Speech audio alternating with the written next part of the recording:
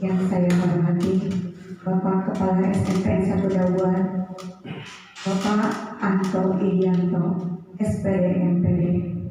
Yang saya hormati jajaran Bapak Ibu Wakasek SMPN 1 Dawan, Bapak Ibu guru sekalian yang hadir pada kesempatan ini, alhamdulillah dalam keadaan sehat yang walafiat.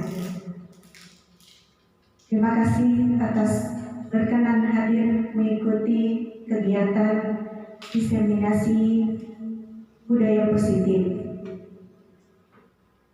Ini adalah merupakan bagian dari aksi nyata saya sebagai CGP Angkatan 10. Perkenalkan, saya Iis Siti Aisyah, CGP Angkatan 10,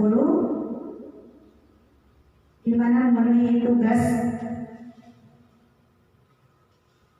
aksi nyata penyebaran pemahaman kepada rekan guru tentang budaya positif.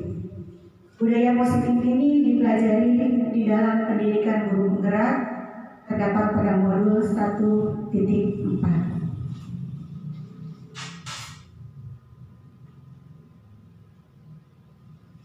Tujuan dari dilaksanakannya aksi nyata ini yaitu untuk memperkenalkan kepada Bapak Ibu guru sekalian, rekan sejawat, tentang konsep perubahan paradigma pembelajaran dan teori stimulus respon dan teori kontrol. Teori motivasi perilaku manusia, motivasi eksternal dan internal, keyakinan kelas, hukuman, konsekuensi, dan restitusi. Selanjutnya yaitu kebutuhan dasar manusia serta posisi kontrol guru dan segitiga restitusi. Itu barangkali tujuan dari penyelenggaraan kegiatan aksi nyata ini. Oke, sebelum kita mulai kegiatannya, kita sepakati dulu beberapa aturan ya dalam kegiatan ini. Mudah-mudahan kegiatan ini bisa berjalan dengan lancar. Ini kesepakatan yang kita sepakati yaitu yang pertama, bisa mengikuti kegiatan dengan semangat ya Pak ya? Ya, terima kasih. Menyimak materi dengan antusias, menyampaikan pendapat dengan sopan, menghargai pendapat orang lain, dan mari bersama-sama belajar dan bekerja sama menerapkan budaya positif, selalu bahagia dan tetap tersenyum untuk menebar kebaikan. Oke, kita ikuti kegiatan ini dengan semangat ya Bapak-Bapak sekalian. Oke, tes dulu bukti dari semangat mengikutinya seperti apa. Kita tepuk semangat dulu ya. Sudah tahu tepuk semangat? Belum. Insya Allah sudah tahu ya, apalagi Bapak Ustadz juga sebagai pembina pramuka ya, insya Allah untuk ice breaking sudah banyak referensinya. Ya, mari kita bersama-sama melaksanakan tepuk semangat. Ya. Tepuk semangat. Semangat. Oke, terima kasih ya. Betul ya apa yang diusahakan tadi, bahwa memang Bapak-bapak yang ada di sini mengikuti kegiatan ini tetap dengan semangat yang bagus. Oke, ini ada pertanyaan ya.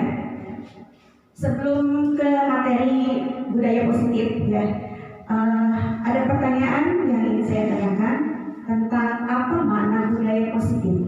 Nah, ya pasti saya ingin tanya juga nih ke bapak-bapak yang ada di sini, budaya positif itu apa sih? Budaya yang baik. Coba, Pak Ustadz.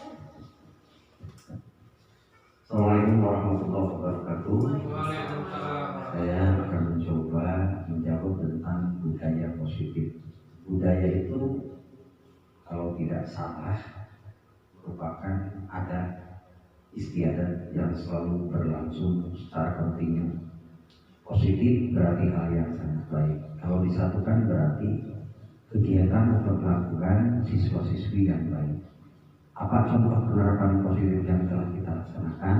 Alhamdulillah untuk di SMP Negeri Jauhan penerapan budaya positifnya diantaranya satu, ketika bertemu dengan guru selalu mengucapkan assalamualaikum. Yang kedua, apabila bertemu dengan guru setelah melaksanakan assalamualaikum bersalam-salaman terlebih dahulu. Yang ketiga diantaranya adalah budaya positifnya itu adalah membersihkan lingkungan sekolah rutin setiap pagi. Itu saja. Assalamualaikum warahmatullahi wabarakatuh. Waalaikumsalam. Terima kasih untuk tanggapannya dari Pak Ustadz, luar biasa ya. Untuk di desa ini memang kita sudah berjalan menerapkan budaya positif. Jadi menurut Pak Ustadz, budaya positif adalah kebiasaan-kebiasaan positif yang sudah dilakukan ya dan menjadi rutinitas ya, diterapkan kepada siswa menjadi sebuah budaya sekolah SMPN 1 Daulah. Oke, barangkali dari Bapak yang lainnya ada yang mau menyampaikan apa itu budaya positif? Pak Ivan?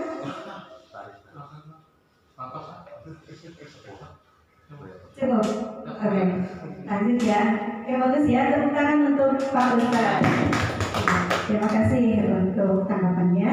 Ya, di sini yang pertanyaan kedua itu apa contoh penerapan budaya positif yang telah kita laksanakan ya. Itu tadi kata Pak Ustadz, katanya tadi kan di SMPN 1 Daulah ini sudah menerapkan budaya positif, di antaranya ketika bertemu ya, baik itu dengan guru atau dengan teman, membiasakan dengan mengucapkan salam, assalamualaikum. Terus kemudian bersalaman ya. Kemudian juga ada istilah yang 5S sudah kita terapkan juga ya. Sapa, senyum, salam, apa lagi? Senyum, salam, sapa, sopan, santun. Ya, itu budaya 5S juga. Alhamdulillah di SMPN 1 Daulah ini sudah diterapkan dengan baik. Tinggal dipertahankan dan ditingkatkan menjadi lebih baik lagi tentunya.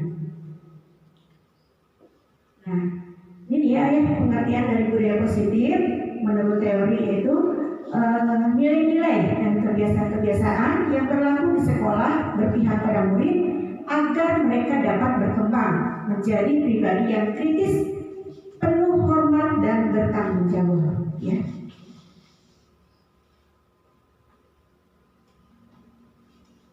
Untuk membangun budaya positif di sekolah, perlu adanya lingkungan yang positif juga, aman, nyaman, agar murid-murid mampu berpikir, berkreativitas dengan merdeka, mandiri, serta bertanggung jawab. Biasanya disiplin dikaitkan dengan adanya kontrol. Di sini guru melakukan peran kontrol dalam menghadapi murid. Ya, untuk menerapkan budaya positif kan tidak serta-merta ya. Ini adalah adanya kerjasama. Tentunya kerjasama itu kan yang menjadi kontrol itu, yang menjadi penentu itu adalah guru, gitu ya. Bagaimana guru melakukan kontrol, peran kontrolnya terhadap murid untuk menerapkan budaya positif ini agar bisa berjalan dengan baik. Nih, Bapak Ibu sekalian, ya, di sini ada perubahan paradigma ya, antara paradigma yang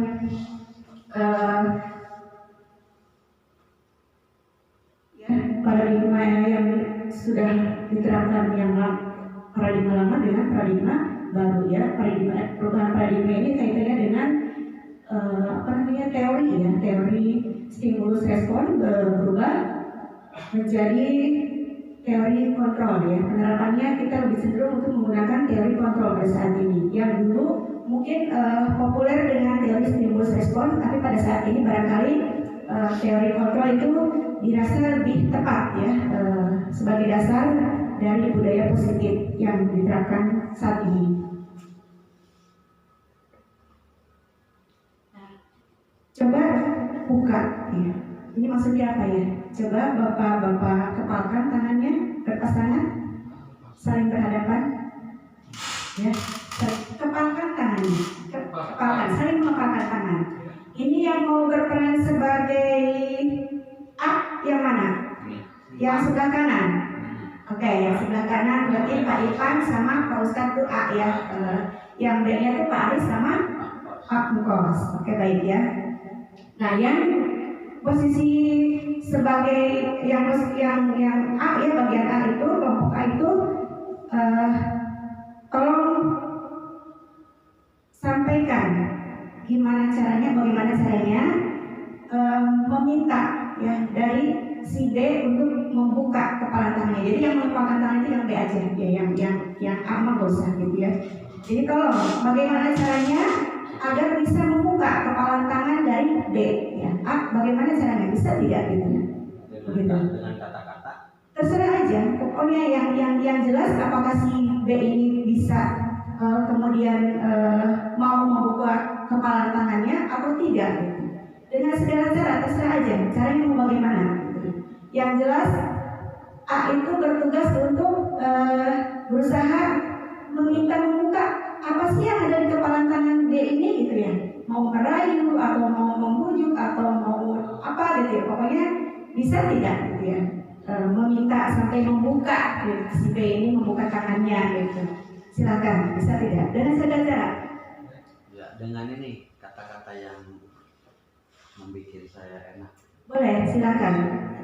Saya? Ya, langsung aja praktek gimana caranya. Dibuka. Ya, Pak Iwan juga sama. Coba merayu atau membujuk Pak Aris gimana caranya biar Pak Aris juga mau membuka tangannya dengan kata-kata seperti apa gitu. Mempengaruhi Pak Aris atau mempengaruhi Pak Kos.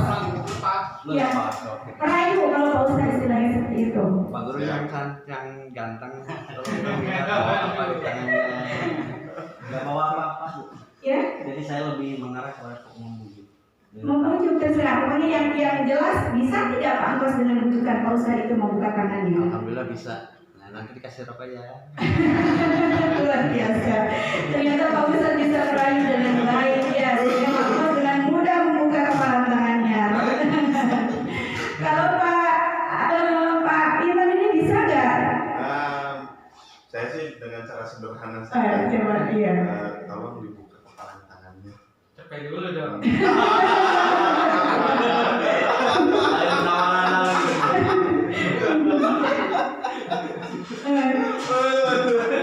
Karena ya tadi sama membuka ya walaupun apa namanya ya ada syaratnya. Cepet dulu dong. Ternyata kan tidak dipenuhi oleh Pak Iman. Betul ya Pak Aris mau membuka. Ya, oke. Ya lanjut ya.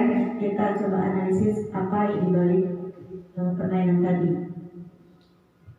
Apakah Anda tahu teman ayah membuka kepala tangan Anda? Mengapa? Apa alasan Anda A dan atau B membuka kepala tangan? Coba, tadi Pak Bos alasannya apa? Membuka kepala tangannya? Dikasih rokok. Mau dikasih rokok? Karena dirayu ya diiming-imingi untuk dikasih rokok. Jadi oke akhirnya mau membuka ya nurut ya Pak Bos ini. Kalau Pak Aris ini tadi Saya dulu. cepet dulu dan tidak dipenuhi ya dan syaratnya dan tidak langsung membuka ya. Syarat dulu mana cepetnya buktinya mana gitu ya. Ya oke. Yang kedua ini, apa Anda tahu teman Anda A atau B yang menutup kepala tangan Anda? Mengapa alasan A atau B menutup kepala tangan Anda? Nah, Pak Aris kenapa tadi menutup kepala tangannya? Tadi kan tidak membuka Pak Aris. Apa ya guys? Mempertahankan identitas. Mempertahankan keyakinan. Iya, oke. Bagus ya. Ya orang itu kan ada yang kekeh gitu ya dengan pendiriannya, ada yang juga mungkin karena faktor tertentu dia akan mudah untuk dipengaruhi atau dirayu ya dengan iming-iming tertentu tentunya. Ya, dalam kegiatan ini sesungguhnya siapa yang memegang kendali atau kontrol untuk membuka atau menutup tangan? Si B. Si B, betul kan? Si B. Iya. Alasannya apa Bapak? Karena kalau dia tidak memenuhi permintaan si A, tidak akan pernah terbuka. Oke, jadi itu hak seutuhnya B. Apakah dia mau membuka atau menutup kepalan tangan tersebut? Oke. Ada yang pendapat lain? Barangkali A yang memegang kendali? Ya. Ya, oke. Yang memegang kontrol tentunya adalah yang memiliki kepalan tangan. Nah, karena yang berhak sepenuhnya atas diri kita adalah kita sendiri. Ya, sepandai apapun orang lain coba mempengaruhi kita, ketika kita sudah memiliki pendirian yang kuat dengan keyakinan yang kita yakini itu sesuatu yang benar, insya Allah tidak akan tergoyahkan. Kemudian kita membuka kepalan tangan kita. Oke, lanjut. Nih, ada filosofinya ya, filosofi pendidikan Ki Hajar Dewantara. Ya, setiap anak adalah unik, minat dan bakat masing-masing. Tugas guru menuntut minat dan bakat itu agar tumbuh dengan selamat dan bahagia. Ya. Itu adalah bagian dari filosofi Ki Hajar Dewantara ya. Tentang budi pekerti juga, guru ibarat petani dan murid ibarat benih. Kodrat alam dan kodrat zaman serta pendidikan yang berpihak pada murid. Itu adalah filosofi Ki Hajar Dewantara yang menjadi dasar dari pendidikan kurikulum Merdeka saat ini ya, Merdeka Belajar. Ini perubahan paradigma dari stimulus respon ke teori kontrol. Kalau pada stimulus respon kita itu mencoba merubah orang agar berpandangan sama dengan kita. Sedangkan pada teori kontrol, kita berusaha memahami pandangan orang tentang dunia. Ya, silakan bisa disimak ya perbedaan antara stimulus respon dan teori kontrol. Perilaku buruk dilihat sebagai suatu kesalahan, itu untuk stimulus respon. Tapi untuk teori kontrol, semua perilaku mempunyai tujuan. Ya. Orang lain bisa mengontrol saya untuk stimulus respon, dan untuk teori kontrol hanya Anda yang dapat mengontrol diri Anda. Ini tadi ya kaitannya dengan membuka tangan dan mengepalkan tangan dan membuka tangan. Kaitannya dengan yang ini ya. Kontrol saya adalah ada pada diri saya sendiri. Itu untuk teori kontrol. Lanjut ya.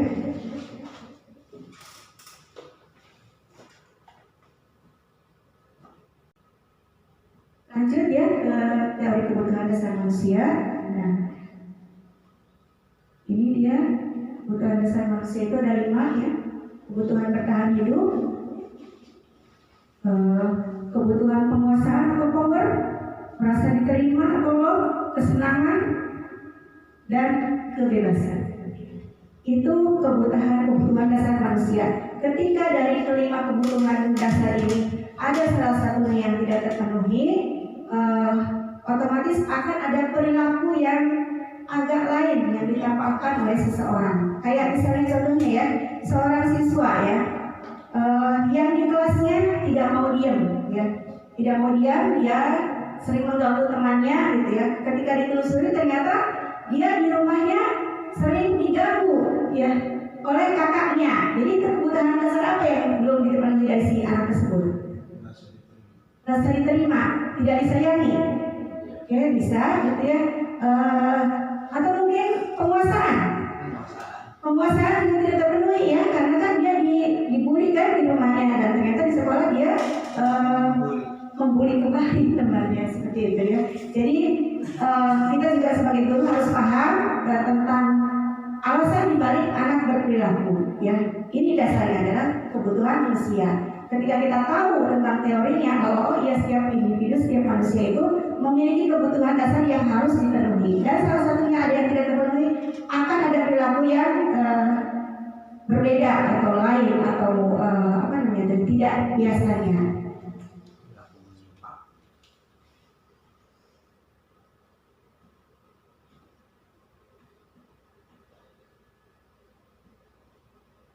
Ini ada kasus ya. Contohnya Ibu Ayu, guru kelas 5 SD, berita hati sedang bingung menghadapi ulah salah satu orang murid.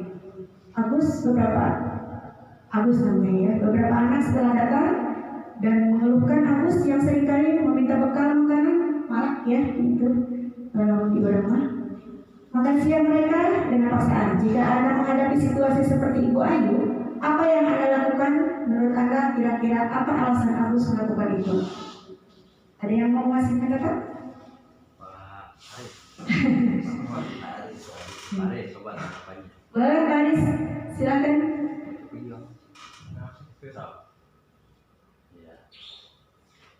Ya, alasannya Bu. Iya, itu coba dilihat ini ya Pak pertanyaannya. Jika Pak Aris di posisi Ibu Pak Agus saya tukang meminta ke Batur. Nah, posisi Pak Aris sebagai guru kelas 5 gimana? Iya. Apa memenuhinya? Apa memberikan peringatan bagaimana? Iya, terhadap sikap Agus tersebut. Sikap Agus yang selalu memberikan rasa resah kepada anak. Baik. Saya mencoba ini ya, berarti saya ini. Iya. Kalau Agus ini mungkin dia itu merasa dihargai dan ingin menguasai ya. Iya. Karena sifat manusia ini ya itu lah, bertanggung peng-peng, ingin dia penguasa ya, menjadi penguasa sekolah atau apa. Tapi ya dari sikap Agus ini mungkin dikasih istilahnya pemanggilan ya, pemanggilan siswa, kemudian kita dikasih peringatan bagaimana ini sikap Agus ini tidak menghargai sesama teman ya, teman. Mungkin seperti itu ya. Terima kasih Pak Aris untuk tanggapannya. Jadi di sini Pak Aris ketika berposisi sebagai Ibu Ayu, Pak Aris coba melihat ya atau menganalisis perilaku Agus ini kenapa bisa seperti itu. Barangkali menurut Pak Aris Agus seperti itu karena kebutuhan dasar penguasaan Agus itu tidak terpenuhi sehingga dia ingin menguasainya lewat temannya ya. Untuk memenuhi kebutuhan dasar penguasanya itu dengan cara meminta jatah kepada teman-temannya ya, teman sekelasnya seperti itu. Dan tentunya untuk perilaku Aris ini adalah kita tidak bisa membiarkan ya, kita harus juga kasih arahan kepada Aris ya untuk berperilaku lebih baik lagi ke depannya dan tidak mengganggu teman, atau kita selalu tanamkan sikap saling menghargai antar teman.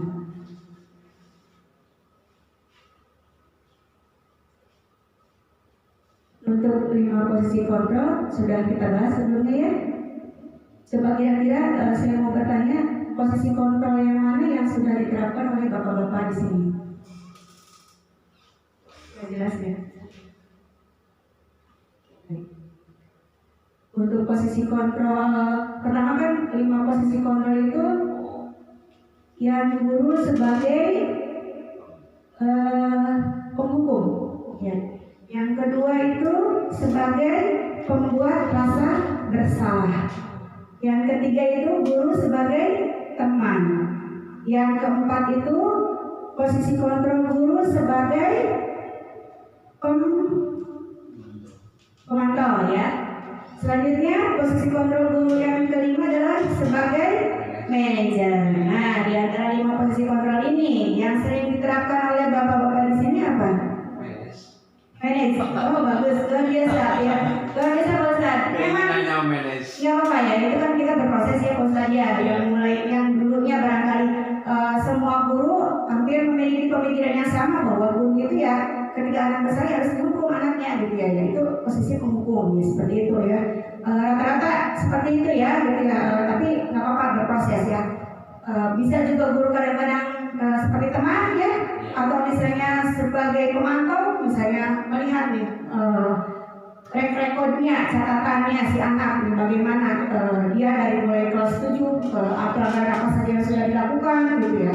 Itu kan sebagai pemantau gitu ya, ada perubahan atau tidak gitu. Terus kemudian kalau pembuat rasa bersalah, pernah nggak melakukan ini juga?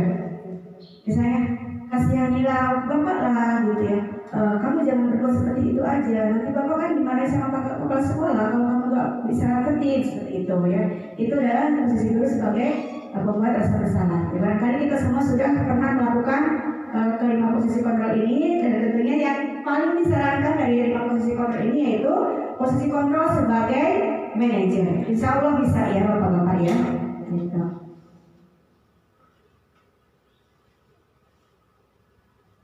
Restitusi. Ya. Apa itu restitusi?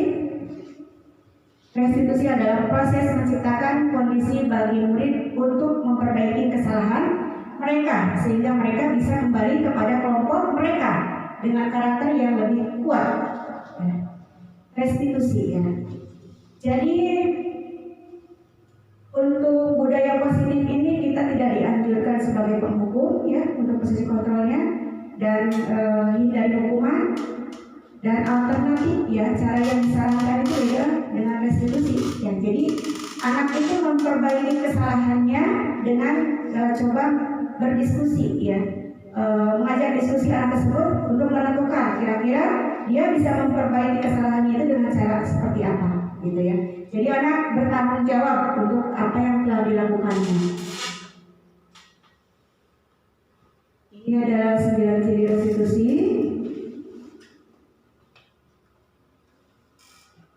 Ya, ada restitusi untuk menembus kesalahan, namun untuk belajar dari kesalahan. Kemudian ada restitusi memperbaiki hubungan, restitusi tawaran, ya. Ada restitusi menuntut untuk melibatkan ke dalam diri, restitusi mencari kebutuhan dasar, restitusi diri adalah cara yang paling baik untuk memperbaiki diri. Lanjut ya. Ini adalah untuk penerapan restitusi sendiri ada dengan teknik segitiga restitusi ya. Jadi seperti ini. Ketika anak bersalah, kita tidak langsung menjudge atau menghakimi ya, atau memarahi gitu, seperti itu. Tentunya ini sebaiknya dilakukan oleh guru yang memegang posisi kontrol sebagai manajer.